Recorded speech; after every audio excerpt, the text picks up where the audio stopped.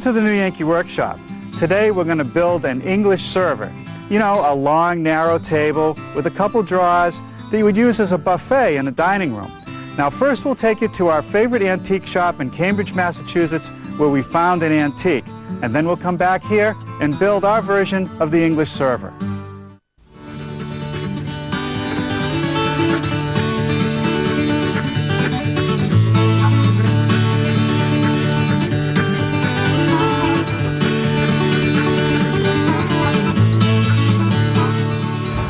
I can never walk by this store without taking a peek. European Country Antiques.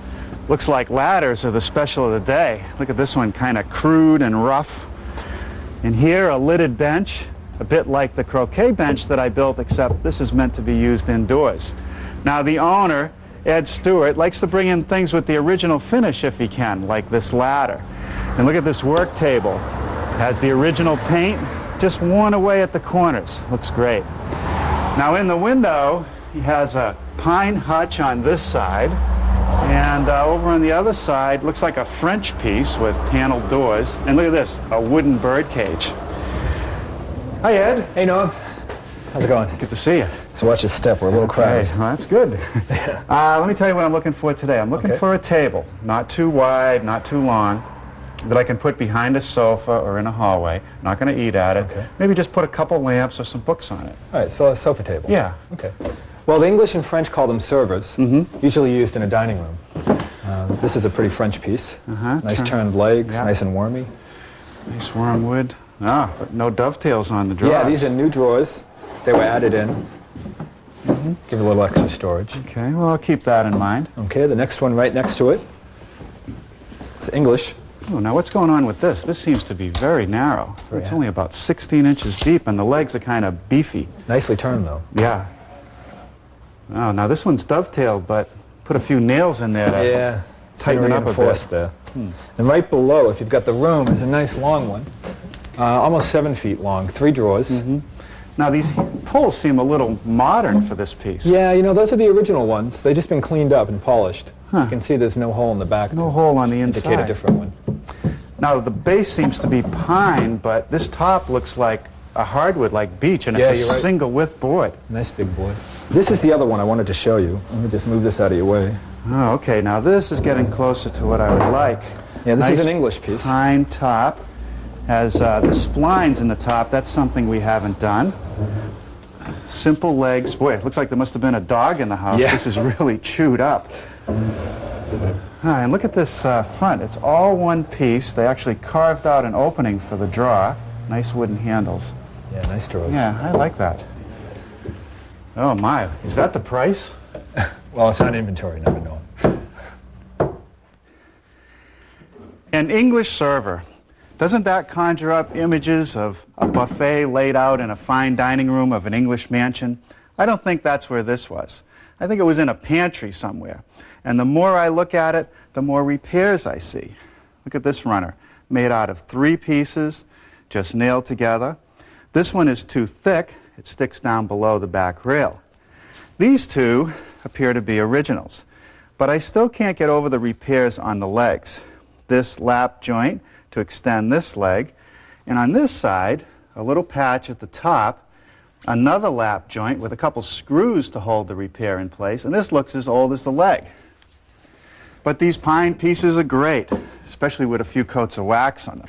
Now we went out and tried to find some real old pine to build this piece, and let me show you what we found. You want character? Check this out. Full of wormholes. But if you look at it along the edge, it's got a bow in it like a hockey stick. I don't think I can get very long pieces out of that. And if you look at the back, it's very dry. This is dry rot. So we'll save this for some other antique piece we might try to reproduce. We did find some better stock for our project, these floorboards.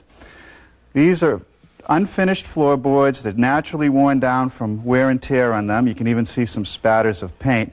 And they're great for projects like this.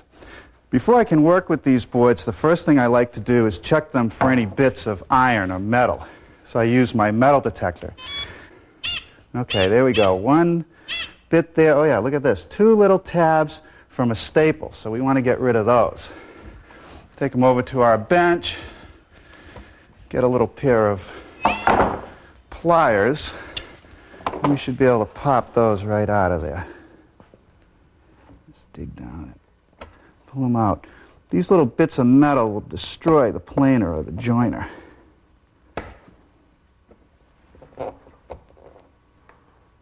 There we go. Let's check it again. All right. Now another thing that will damage your planer, your joiner, is any grit that happens to be in these boards. So I found it a good practice to take a belt sander with some 60 grit paper and just sand it down. But before we use any power tools, let's take a moment to talk about shop safety.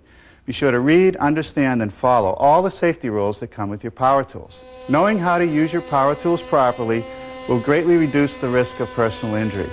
And remember this, there is no more important safety rule than to wear these safety glasses.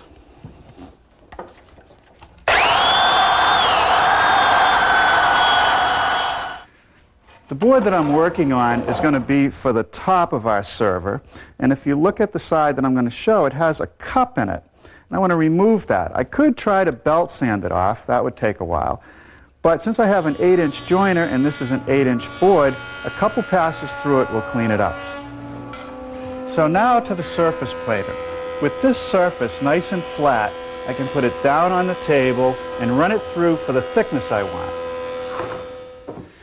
Let's look at the antique original again. The top is made up of 2 wide boards and 1 narrow board.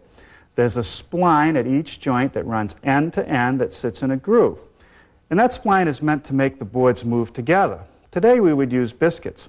I like the idea of the separate boards showing up, but I don't like the size of this gap. So maybe on the top we're going to build, we could hand plane the edges at the joints to give it some of that detail. But before we do that, I have to straighten the edges so they'll butt up against one another evenly all along the length. For that, I'll use the joiner. I got an email the other day on joiner techniques, so let's review them. When I set this board on a perfectly flat table, you can see that it comes along and then it goes up, which means there's a bow in it. If I push down on this edge as I start it into the joiner, it's just going to follow the bow. So what I do is come back to about the midpoint of the length of the board, put pressure down and up against the fence, and just guide the piece through. Now I don't change the position of my hands to the outfeed side of the table until the board is almost all the way through. It usually takes a couple passes to straighten the edge.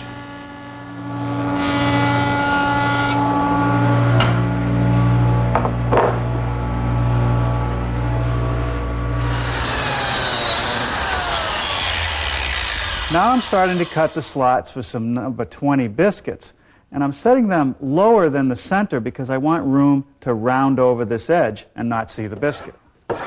Okay, now I'm just using a small block plane to sort of round over that edge, and I'm not running one end to the other. I want this to look very random, so I'm hitting it at different angles. And every once in a while we'll give it an extra lick so that it looks like maybe somebody took a ice pick or something to dig some suet out of the groove. Okay, after a few minutes working with the block plane on each edge, this is the result we have. Now it's not nearly as distressed as the antique original, but we're getting there. Now it's time to glue it up. All right, I've rolled some glue on the edges. I've put glue in the biscuit slots. Put it all together, clamp it, and set it aside.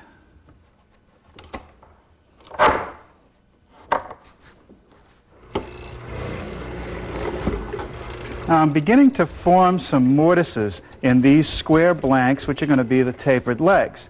The tenons from the rails will fit into these mortises. I'm using a 3/8-inch chisel in my mortising machine. We like this dedicated mortiser because it's good at what it does.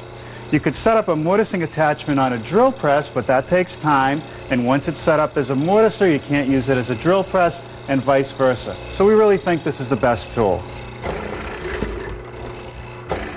The next step is to taper the legs, and for that I'm going to use my tapering jig, a couple pieces of plywood with a hinge at one end and an arm on the other end with plenty of adjustment.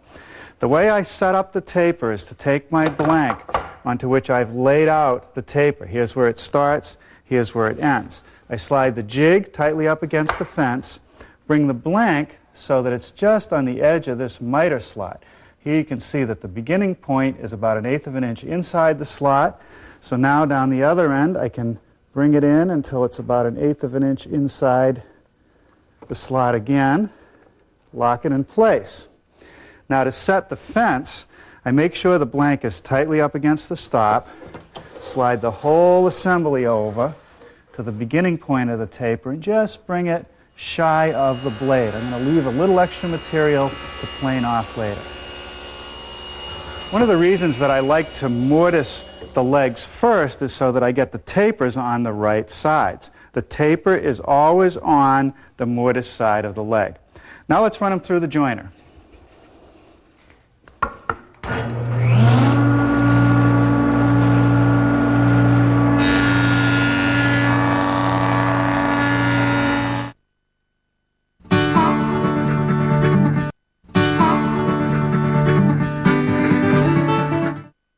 Let's look at the antique original again.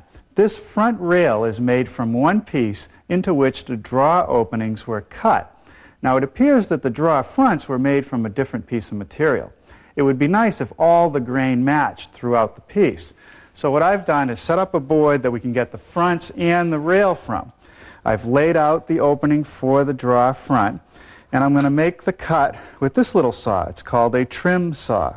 The blade that's in it is a plywood cutting blade. It has very fine teeth and a very narrow kerf. Now what I'm going to do is just set the saw with the table all the way down and then plunge the piece in along the line. I'm not going to use a straight edge. If it's a little bit off, I don't care. I'm going to round the edges. I want it to look old. Okay, now for the cross cut, I'm just going to use the same procedure. Plunge the saw down, and then I'll finish it off with my jigsaw. Okay, that takes care of one. One to go. Now let's look at the antique. On each end there is a short rail. The short rail is attached to the legs, and the front rail is attached to the leg with a tenon that fits into that mortise I made earlier. To make the tenons, I'm going to use the table saw. One advantage of this particular rip fence is that I can pull it back and use it as a stop block to guide the area of the cut. If I tried to run a narrow piece through with the fence in its full position, I risk kickback. Now the fence is set for about 3/16 of an inch height, and I'll make a pass on each face. Now I'm going to crank the blade up to a 1/2 inch, and that will be the setup I need to make a shoulder cut on each edge for the top and bottom of the tenon.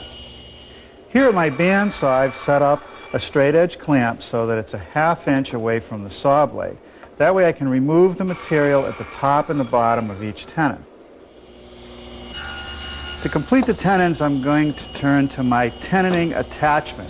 It's an inexpensive accessory that's indispensable here in the workshop. It has lots of adjustment features, but most importantly, it holds the piece of wood securely as I run it through the saw, and it keeps my hands far away from the blade. On the antique original, the method of supporting the draws and attaching the top was a little bit crude, so I'm going to try to improve on that. I'm going to run 2 dados in the long rails at the top and bottom of the draw openings. They will receive some plywood strips which will not only support the draw, but will also keep it from tipping out as it's opened.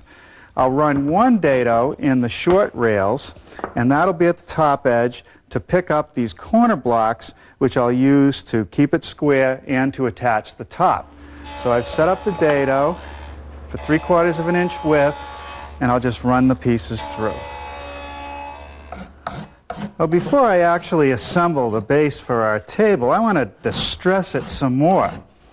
So I'm using this microplane, and it's great. It shaves away a lot of material quickly, so where there's a defect like where a nail was right here in the old stock, I'll really remove the material, not trying to make it symmetrical. Then I'll come along with a sander and just smooth everything out. It's taking us longer to distress this piece than it took us to build it. But after all, you can't rush the aging process. Now, I don't want to forget to do around the edge of this drawer opening. I want it to look like it's already been opened several thousand times. Finally, we're ready for a little assembly. Some glue on our tenons and glue in the mortises. We'll slip the pieces together and clamp them up.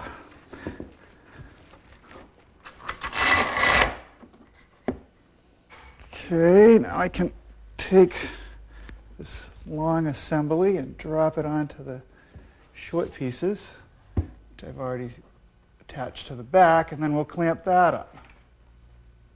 Now, the original didn't have these corner blocks, but what they're going to do is help make the piece more rigid, and they're going to give me a place to attach the top. A little bit of glue and a couple brads will hold them in place. Now, the drawers are going to be supported by these plywood pieces, which go into the dados that I made earlier, and I secure them in place with a couple brads.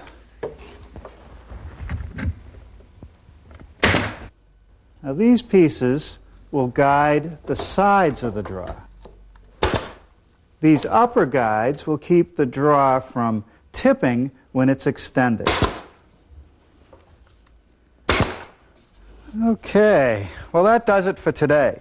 Tomorrow we'll attach the top, make some drawers, and then spend some time in the finishing room. This is a good project. Well, good morning. I got here early today, removed the clamps from the base, and made one of the drawers. Now, the drawer front is the piece that I cut out of the rail earlier. I milled up some 5/8 inch thick pine and dovetailed the joint from the front to the side, and just a dado joint in the back with a plywood bottom. Now, I started by taking the 4 pieces, the front and the side and back, and put a 1/4 inch groove along the bottom edge for that plywood bottom. Here I've widened my dado to 5/8 of an inch, and that allows me to make a groove in the side pieces to receive the back. Now I'm turning to my dovetailing jig to make the dovetails for the drawer. Now, these jigs come in all different forms. Some are fixed in their layout, they're different lengths, some are adjustable like this one. I can do up to 24 inches in width of dovetailing. Today I'm only interested in this section down here. I've adjusted these fingers so that I'll end up with 3 dovetails on the side pieces. Now, the advantage of the adjustable fingers is that I'll get a half pin at the top and bottom of the drawer front. With the fixed setups, I can get a half pin at the bottom, but it's hit or miss at the top edge. Now I just take my router, which is equipped with a dovetailing bit and a collar, and run it around those guide fingers. Now I'll set up to do the other side.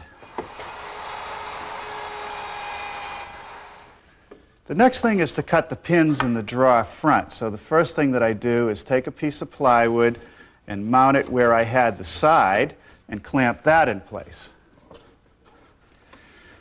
Now I'm going to remove the piece of plywood that was the sacrificial strip when I cut the tails, take the drawer front, and mount that in place.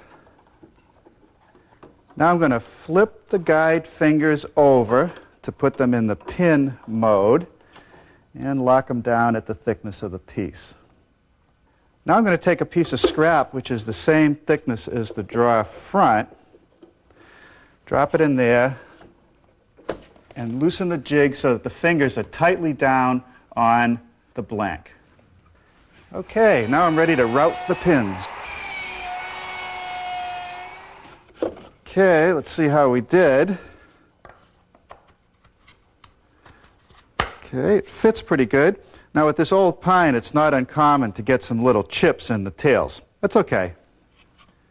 All right, with some glue on all the mating surfaces of the tails and in the sockets next to the pins, you just slide it together.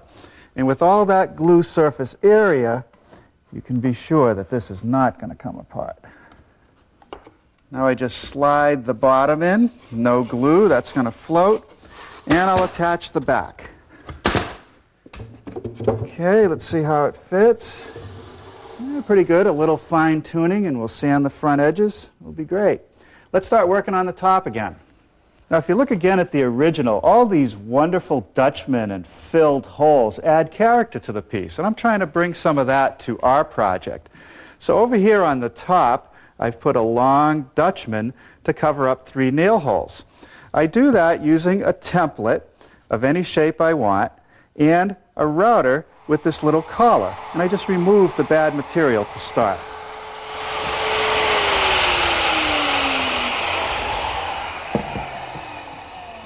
Okay, now that's all cleaned out, so I can remove my template, which is just held in place with some double stick tape, and then attach it to this scrap piece of wood out of which I'll cut the patch. Now all I have to do to adjust my router is remove the outer collar, just pops off, and then I run this small collar around the edge of the template. Now you can buy this accessory for your router. It's called an inlay kit. The next step is to remove the patch from the blank, and I'll just run that through my table saw. All right, now I just have to sand the corners, and then I'll glue it in place. Okay, I just tap it in place.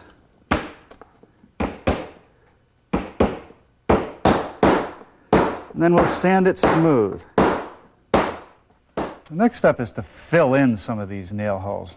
Something we normally don't recommend until after the finish has been applied, but in this case I really want these to show.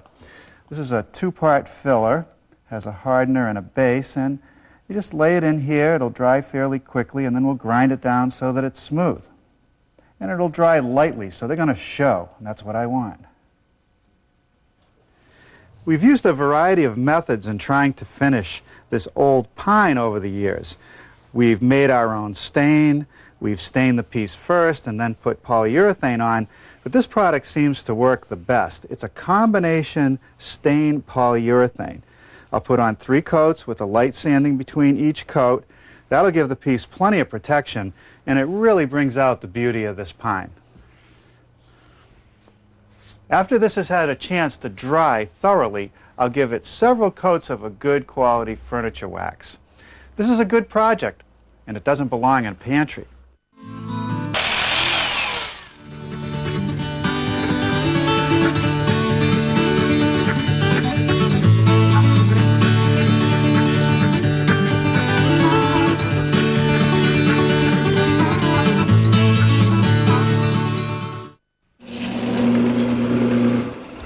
Well, before we get started today, let's talk about shop safety. Be sure to read, understand, and follow all the safety rules that